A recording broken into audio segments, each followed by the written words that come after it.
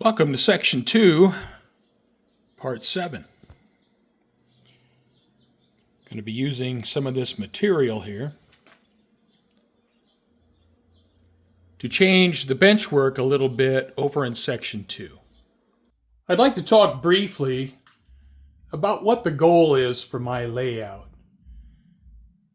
Now, my layout does have some limited operations capability, but it's not an operations layout. I want to build a scenic layout where scenery, building the layout as a large diorama is primarily what my focus is. Have a scenic diorama layout where I can continuous run my trains through it. My layout will have some limited operations capability. This section here will be all industries.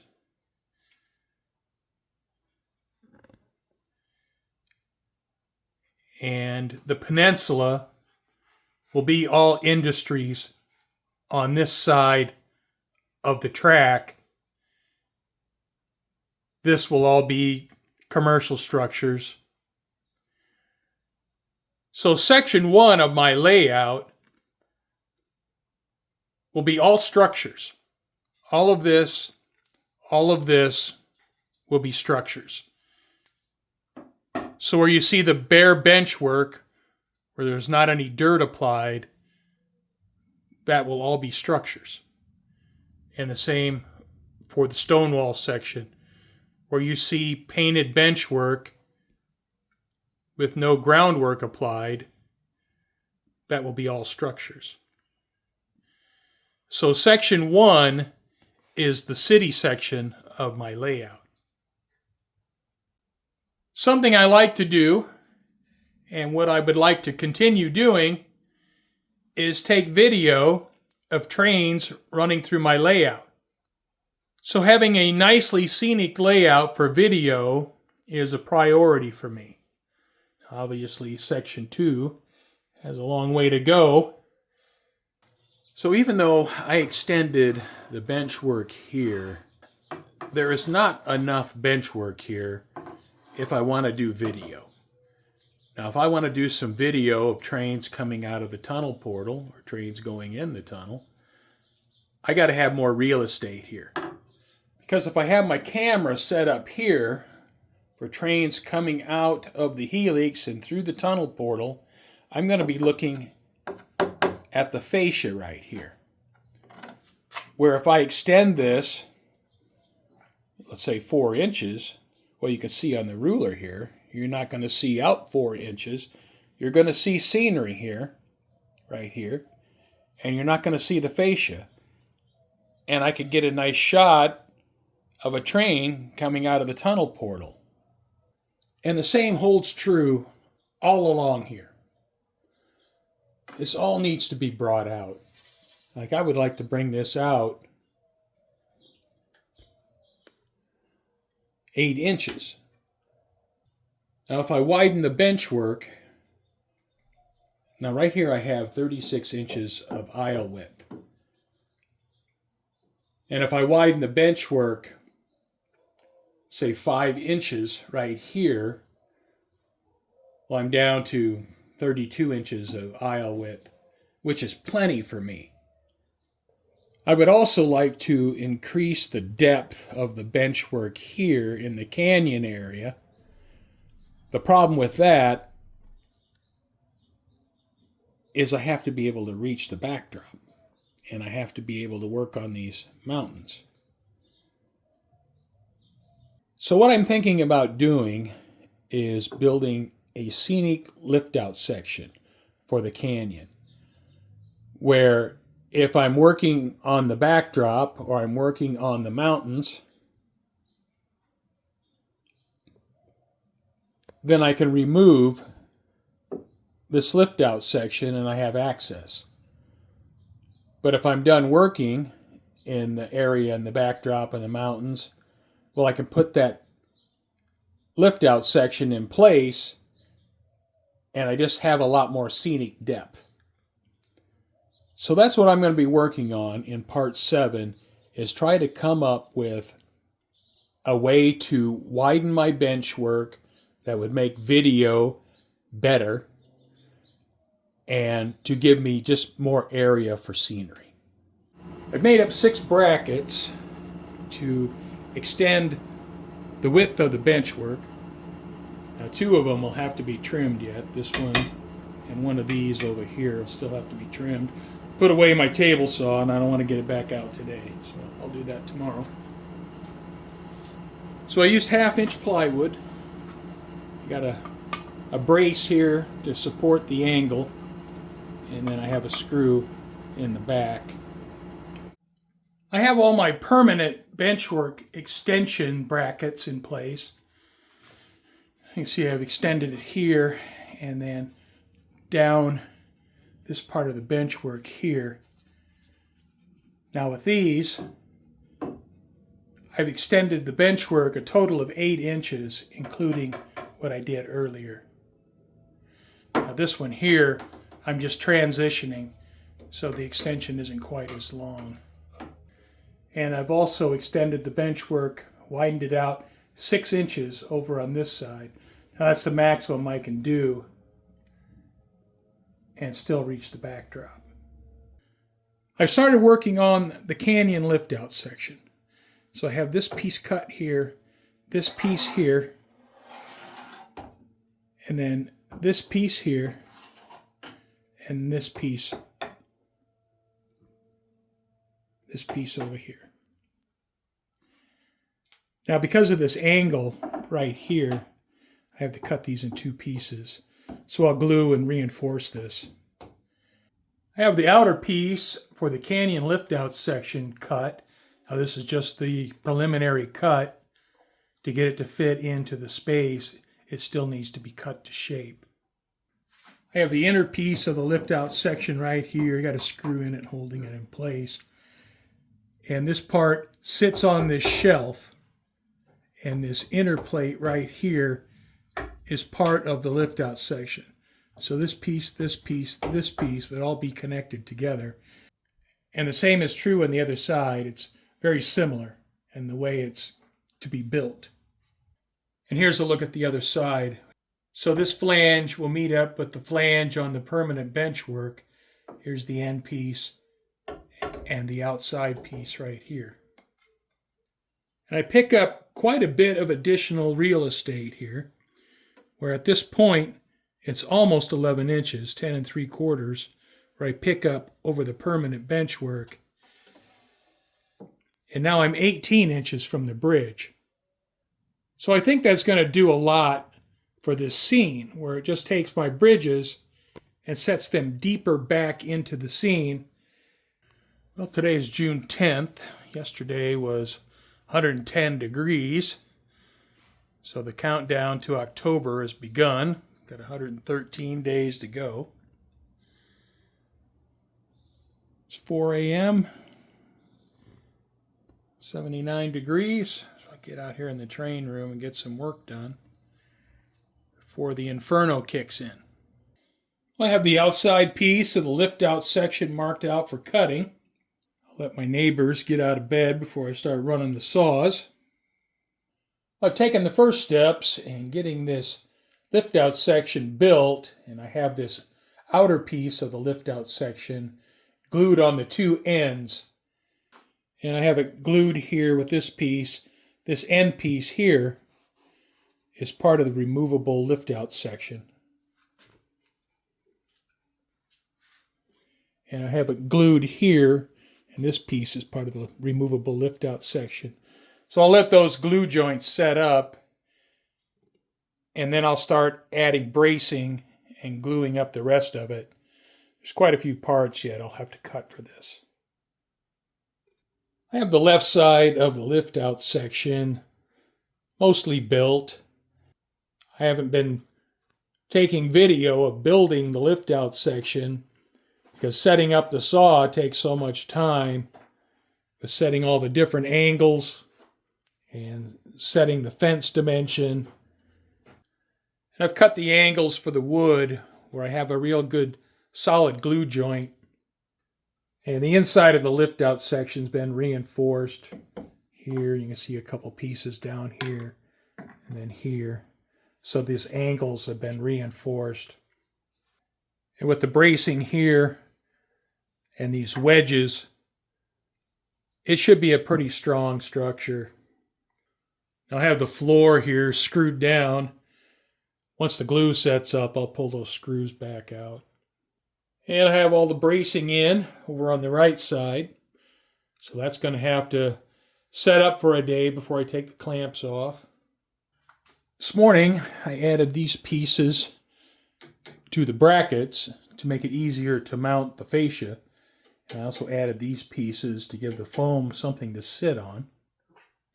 I think I have this area pretty close here where the fascia will wrap around, and you can see this gap between these two pieces. This will be the break in the fascia. So the fixed fascia will go to this point, and then from this point here, the fascia will be attached to the Scenic Liftout section. I have a piece of fascia clamped into place to set the curve here. What I need to do is build up some framework here to support this curve. So I'll have to build framework onto the lift out section to support this curve radius. And this radius of this curve, most of this, like to this point here, will be attached to the lift out section. Well, this wasn't built to be removed frequently, and it's a pretty snug fit.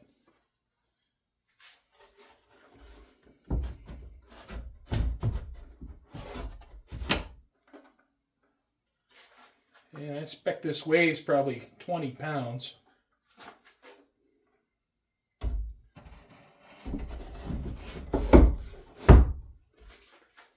But it does go in and out, and if I need to remove it to work on the backdrop or work on the mountains, I can do that.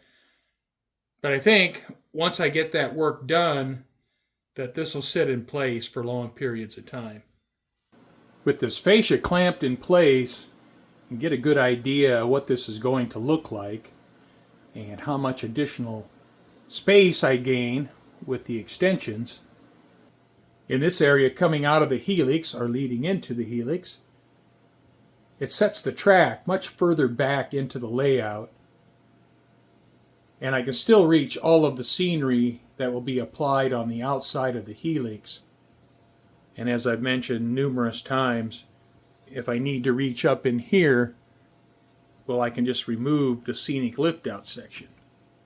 And with adding the Scenic Liftout section, both of my bridges get set much further back into the layout, which I think will be much more visually interesting. With this part of section 2, there's not too much I can do because of meeting up with the lift-out section. But I did expand the benchwork 6 inches here.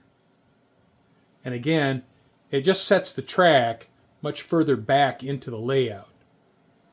And I have this set up where I can lay foam down in here to tie the old benchwork into the extended benchwork. And with the Scenic Liftout section here, there's no live track running through it. So I don't have to worry about powering track or getting track aligned. I can remove it, install it, and it doesn't affect operation of the layout. It's only here purely for scenic value.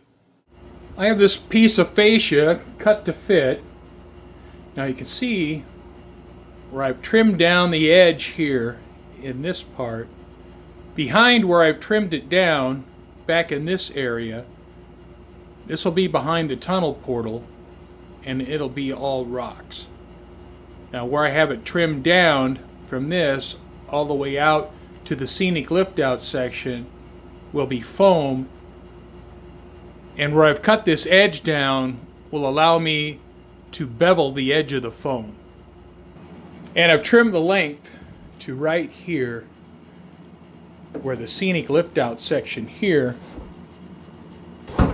its fascia will be a separate piece. I have a 2-foot by 4-foot piece of MDF hardboard here. Back in the day we called it masonite. And I have a mark right here, so from this point to the end I need to get it wet so I can bend it. And the same is true for this end for a shorter distance. Now, a few years ago I was bending this stuff. I used water. I think someone recommended I use ammonia, but I don't have any ammonia, so I'm using water again.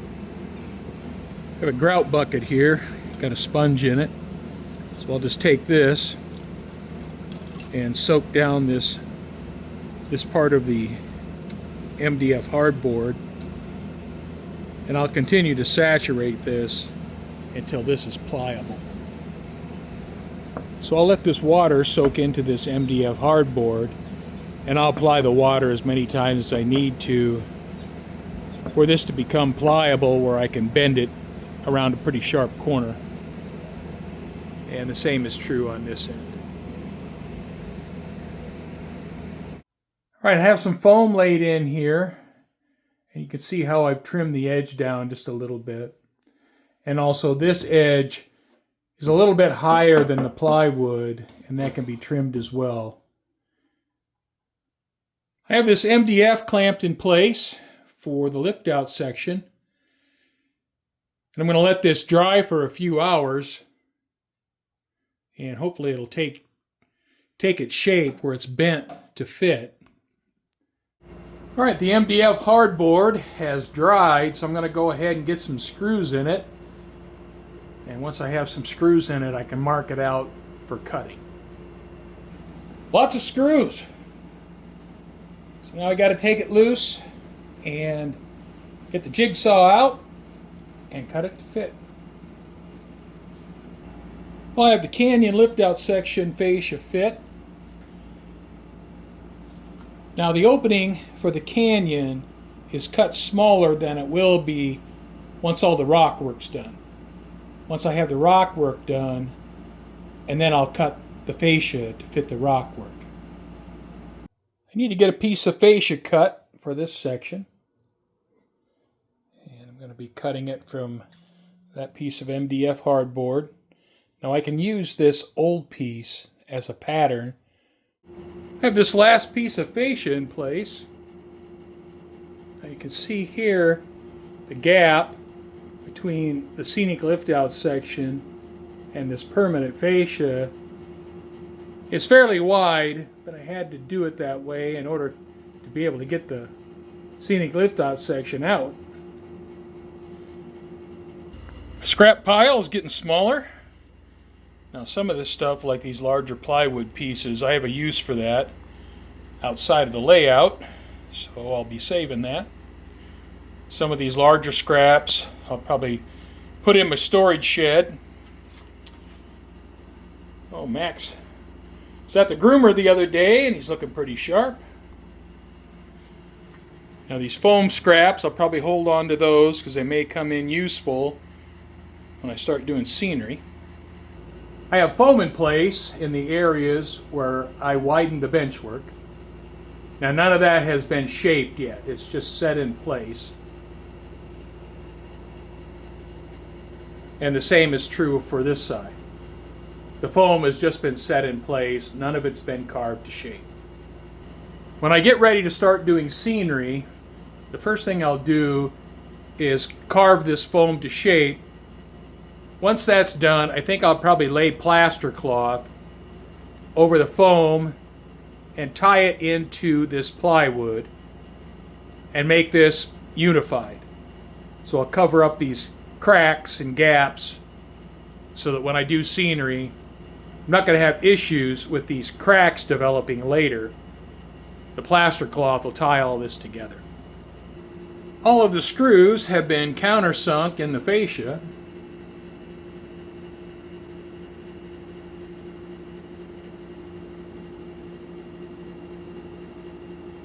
Well, I have the foam in place and I have the fascia painted. The reconstruction of section 2 is now completed, and I think section 2 is ready to move on to scenery.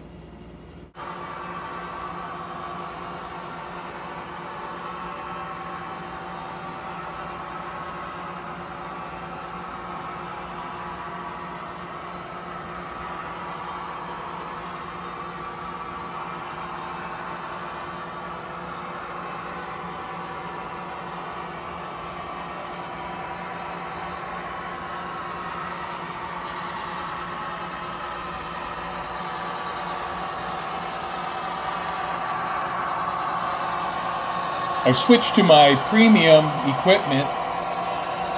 The locomotives are scale trains, SD40T-2s. The rolling stock is Molico, Rapido, Athearn Genesis, Tangent, and American Models Limited.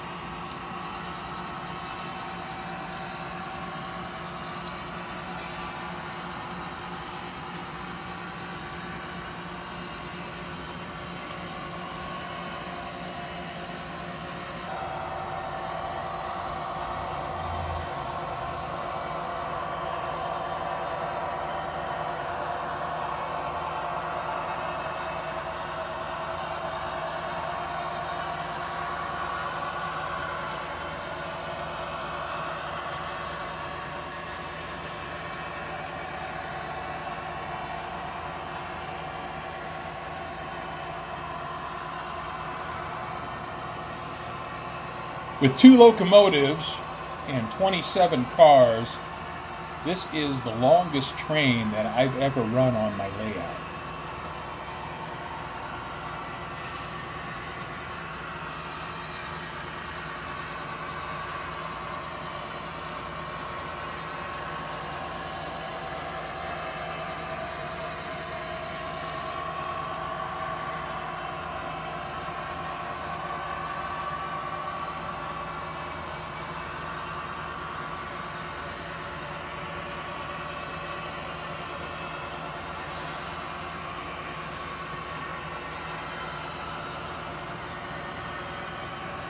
This is the first run through the helix with this equipment and with a train this long. So I'm running at about 75% of the throttle setting I normally run my trains with, just to be a little bit cautious.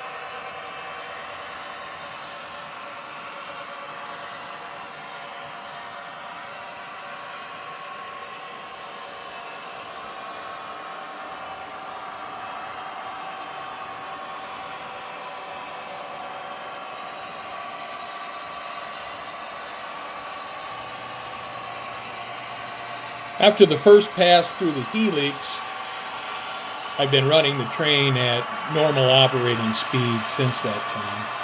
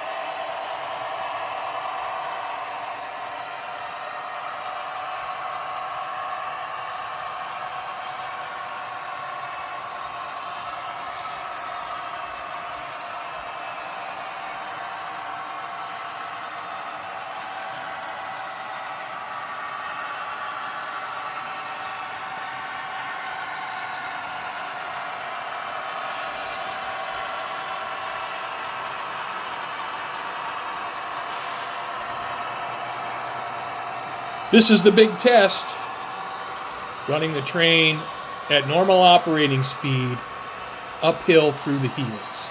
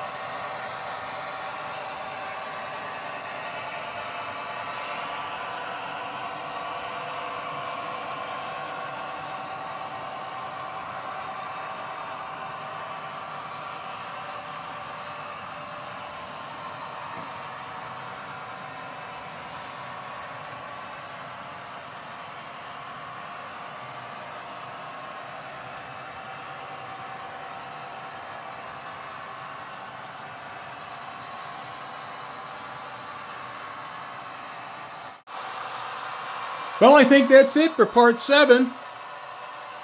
Got the Benchwork extension built. Got the Scenic Liftout section built. The layout is back in operation.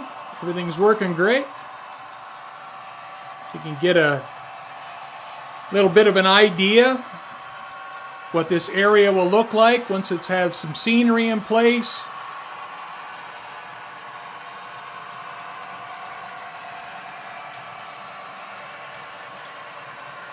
So I thank you for watching, and I hope you come back and join me again.